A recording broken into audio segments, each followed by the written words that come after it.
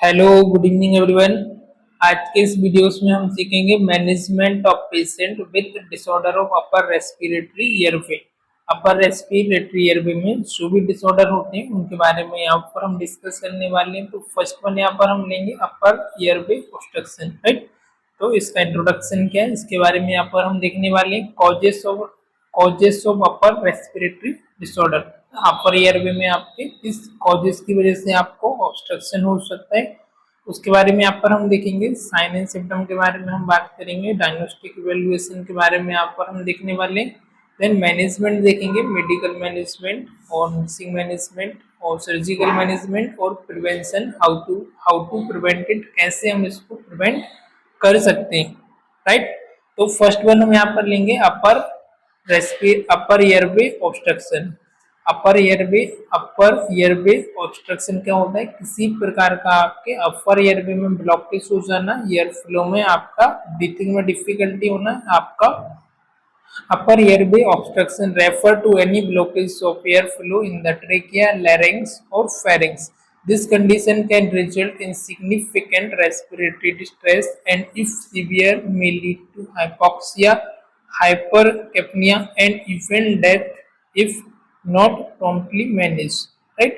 तो अपर airway obstruction क्या होता है किसी प्रकार का आपके अपर एयरवे में ब्लॉकेज हो जाना, एयर फ्लो में आपका ब्लॉकेज होना, ट्रेकिया में हो सकता है, लैरिंग्स में हो सकता है या आपके फेरिंग्स में हो सकता है, right. This condition can result, इस की वजह से आपको क्या इट लीड्स टू, ये किसको आप लीड्स कर रही है, जैसे कि आपका रेस्पिरेटरी डिस्ट्रेस हो गया।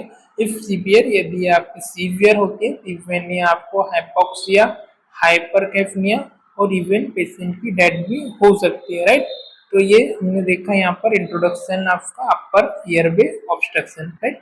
तो अपर एयरवे में किसी प्रकार का आपका ब्लॉकेज होना, किसी प्रकार का ऑब्स्ट्रक्शन आना, प्रॉब्लम आना आपके एयर फ्लो में, इन द ट्रेकिया में हो सकता है, लैरिंग्स में हो सकता है, फेरिंग्स में आपका हो सकता है। इसकी वजह से आपको क्या हो रहा है, रेस्पिरेटरी डिस्ट्रेस हो रहा है और इफ यदि सीवियर हो रहा है तो ये आपको हाइपोक्सिया मीन्स आपका ऑक्सीजन कम होना टिश्यू में, हाइपरकैपनिया होना और प्रॉम्प्टली पेशेंट की आपकी डेथ भी इवन हो सकती है, राइट। इसके कॉजेस क्या हो सकते हैं, कॉजेस ऑफ अपर किस रीजन से, किस कारण की वजह से हो सकता है। तो फर्स्ट वन है आपका इन्फेक्शियस कॉजेस, किसी प्रकार के आपको इन्फेक्शन की वजह से हो सकता है, जैसे कि आपका लैरिंगोट्रेकियो ब्रोंकाइटिस ना, लैरिंग्स में, ट्रेकिया में, ब्रोंकियस में किसी भी रीजन में इन्फ्लेमेशन होना, इन्फेक्शन होना, दैट इज जिसकी वजह से आपको हो सकता है, common in children, right.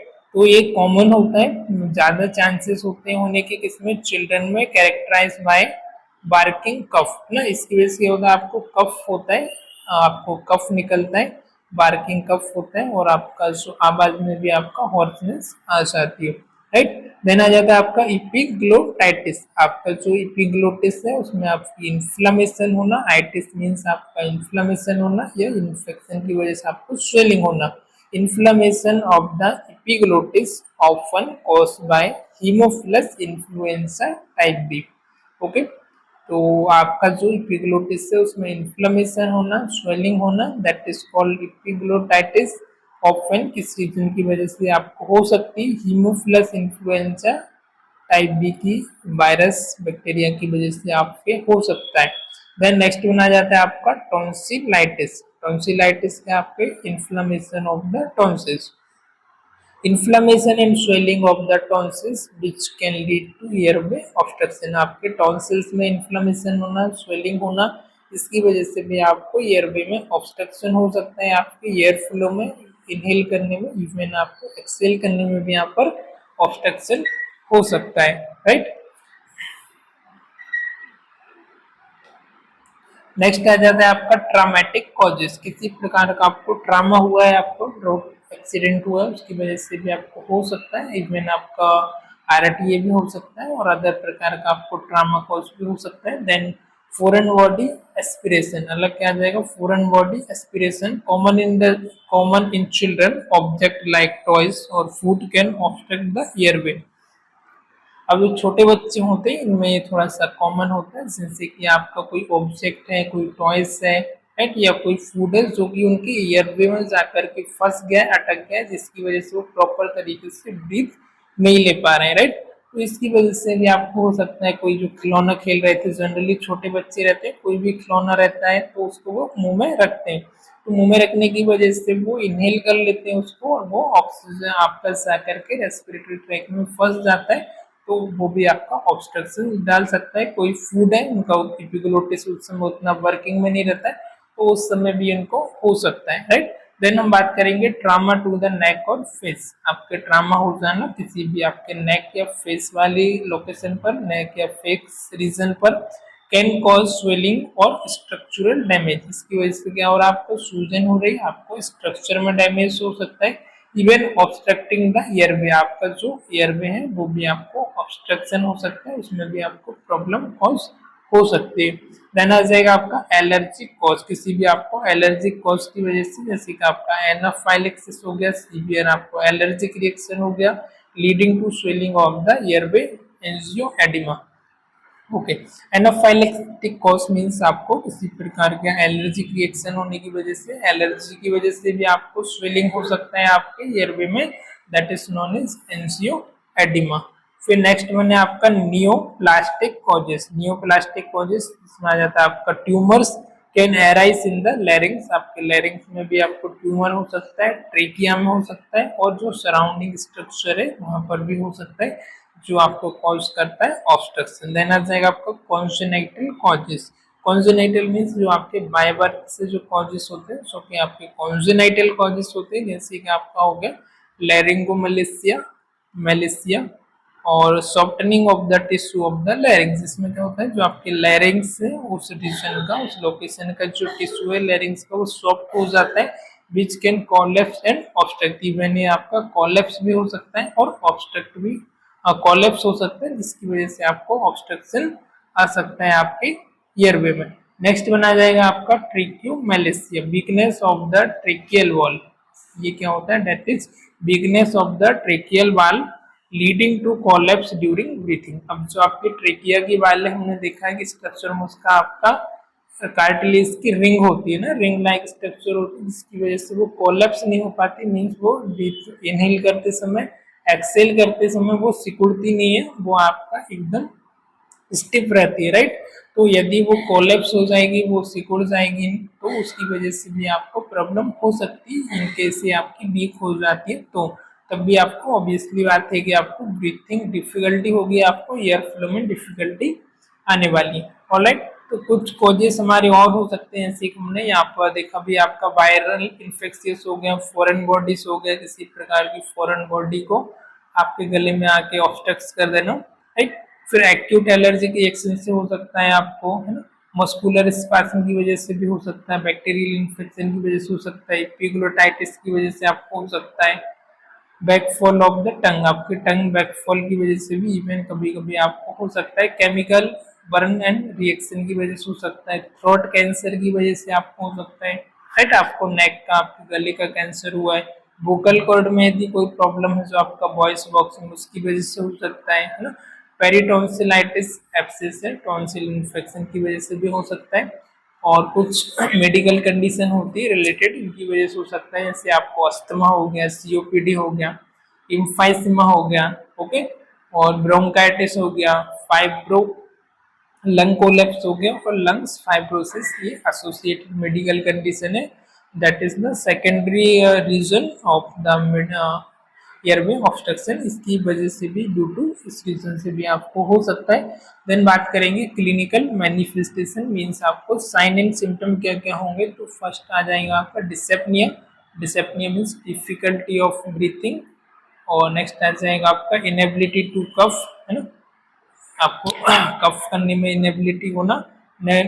Other आपका आ जाएगा स्ट्रीडोर। स्ट्रीडोर मीन्स आपको हाई पिच साउंड होना, बीजिंग साउंड होना, हॉर्सनेस ऑफ वॉइस होना, है ना, गले में खरखराहट होना, आपकी आवाज क्लियर नहीं आना, cause by the turbulent air flow in the upper respiratory.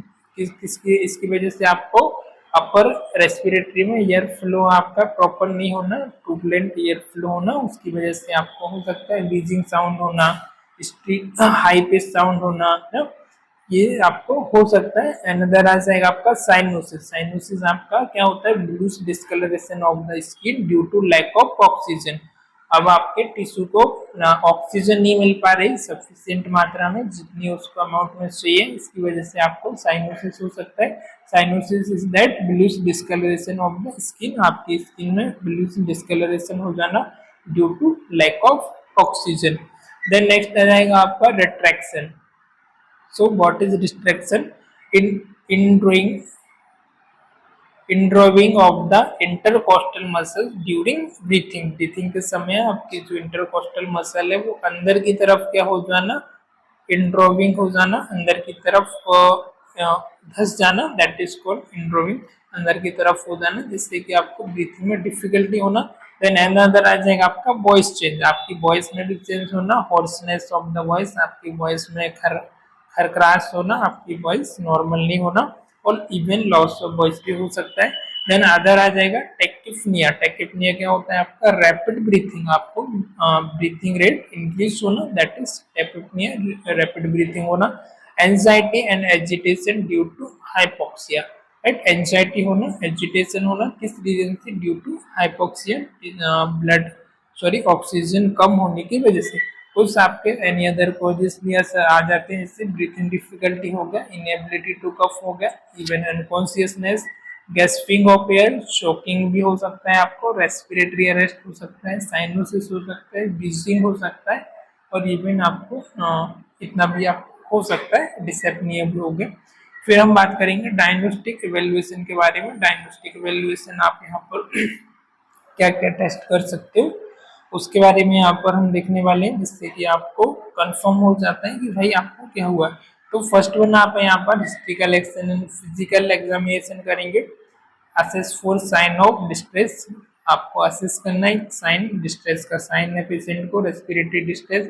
Listen for stridor जो होर्सनेस साउंड है उसको आपको लिसन करना है। एंड इंस्पेक्ट फॉर साइनोसिस और इंट्रैक्शन, राइट। इसके साथ साथ आपको साइनोसिस को भी क्या करना है, रिट्रैक्ट, और जो साइनोसिस हो रहा है उसको भी आपको रिट्रैक्ट करना है। Obtain history of recent illness, trauma, exposure to allergens, right.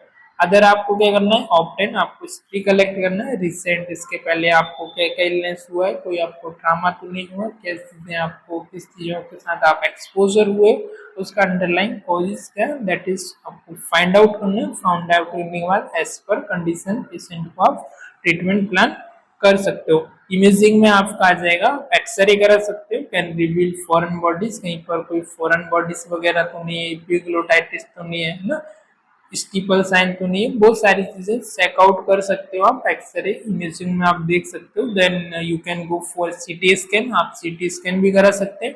Provide detail image of the airway structure, ये क्या करेगा आपका डिटेल इमेज आपको प्रोवाइड कर देगा एयरवे स्ट्रक्चर का, जिससे आप चेकआउट कर सकते हैं आपका एयरवे नॉर्मल है और अदर आपका एबनॉर्मल है, ये सारी चीजें आप करा सकते हो।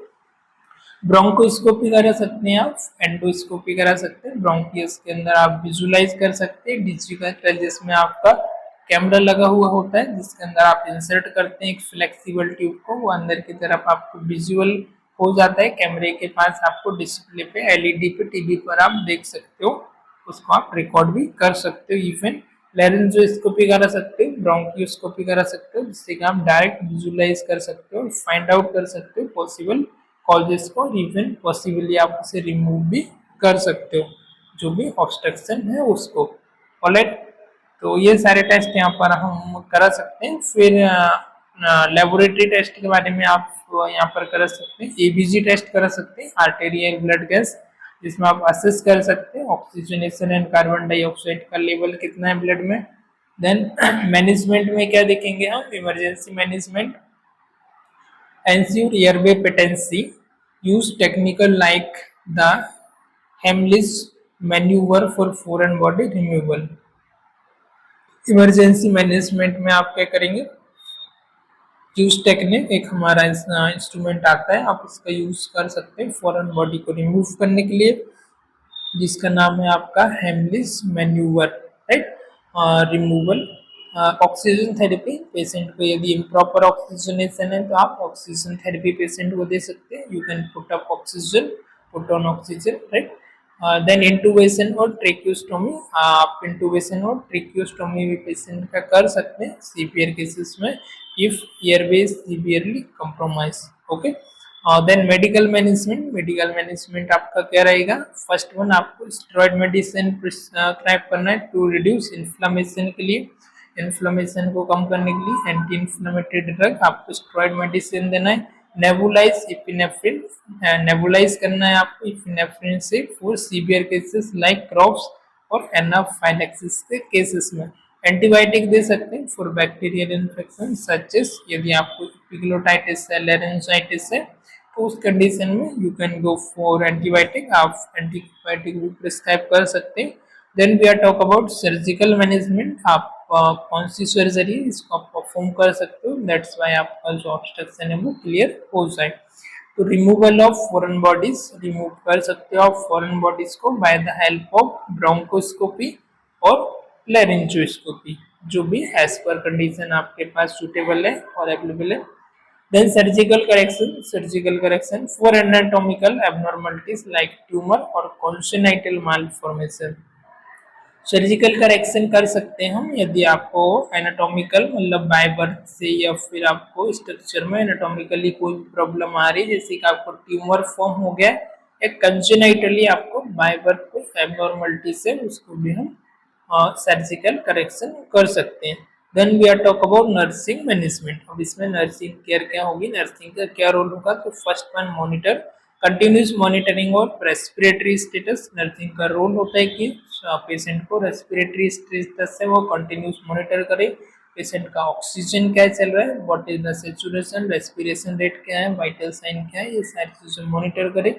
Then positioning, position the patient in upright or semi Fowler position to facilitate breathing। Patient को आप upright पोजीशन में रख सकते हैं या फिर आप सेमी फॉलर पोजीशन में रख सकते हैं ताकि उसका ब्रीथिंग जो है इजिली हो, उस पेशेंट को ब्रीथिंग डिफिकल्टी ना हो, उसे इजी टू ब्रीथिंग रहे।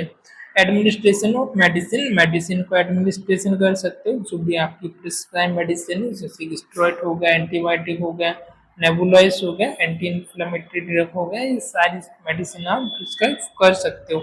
एजुकेशन, एजुकेट, अनदर नर्सिंग का रोल होगा एजुकेशन देना, nursing education, educate the patient and family non importance of avoiding allergies and shocking. Patient को एजुकेशन देना और फैमिली को एजुकेशन देना, और ये आपके लिए इम्पोर्टेंट होता है ताकि वो अवॉइड कर सके इम्पोर्टेंट ऑफ द आपका शॉकिंग एलर्जेंस, जो भी एलर्जेंस है उनको वो अवॉइड कर सके, राइट। हजार्ड्स, जो भी एलर्जेंस है, जैसे कि उनको यदि ऑलरेडी पता होगा कि भाई इस चीज़ से हमको एलर्जी होने वाली, तो शायद वो उस चीज़ को अवॉइड करेंगे, उस चीज़ के कॉन्टेक्ट में नहीं आएंगे और उस चीज़ को इनटेक करने से अवॉइड करेंगे, राइट। फिर सपोर्टिव केयर, सपोर्टिव केयर में क्या दे सकते हैं आप? Provide reassurance and comfort to reduce anxiety. Okay, provide reassurance and comfort, आप उसको कंफर्ट प्रोवाइड कर सकते हैं ताकि उनका जो एंजाइटी वो आपको कम हो। हेल्थ एजुकेशन आप दे सकते हैं और जो भी आपके कंफर्ट डिवाइस है वो आप प्रोवाइड करा सकते हो। ओके, फिर प्रिवेंशन, आप कैसे प्रिवेंट कर सकते हो? Vaccination, immunise against infectious disease, influenza B type, आप जो भी आपकी इन्फेक्शियस डिसीज है इनके अगेंस्ट आप पेशेंट को इन्फ्लुएंजा जैसे एक्सेट्रा, आपका इन्फ्लुएंजा हो गया, लाइक इन्फ्लुएंजा बी हो गया, हेमीफिलस हो गया, इनके अगेंस्ट जो मेडिसिन आती है, जो आपका इम्यूनाइज करने की वैक्सीन आती है, उससे आप वैक्सीन करा सकते हैं। अवॉइड ऑफ एलर्जेंस, एलर्जेंस को आपको अवॉइड करना है। Educate on the importance of avoiding non allergens that can cause anaphylaxis. Okay, educate करना है आपको पेशेंट को importance of avoiding non allergens, जो भी एलर्जेंस रहे, यदि पता है इस चीज़ से आपको एलर्जी हो रही तो उसको आपको अवॉइड करना है। Supervision, ensure children are supervise during eating and feeling to prevent foreign body aspiration.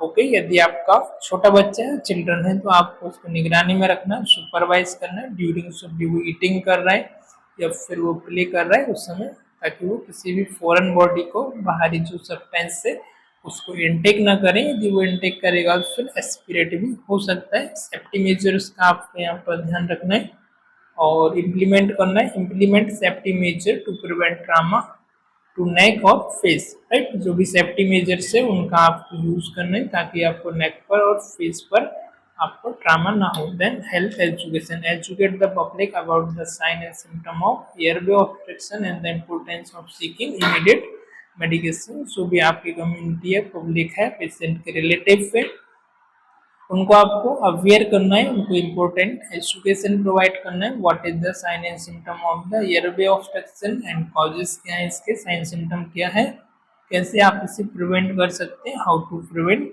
कैसे आप इसे क्यूर कर सकते हैं। इस सारी चीज़ों के बारे में आपको इम्पोर्टेंट एजुकेशन देना है ताकि वो importance of seeking immediate medical attention, right.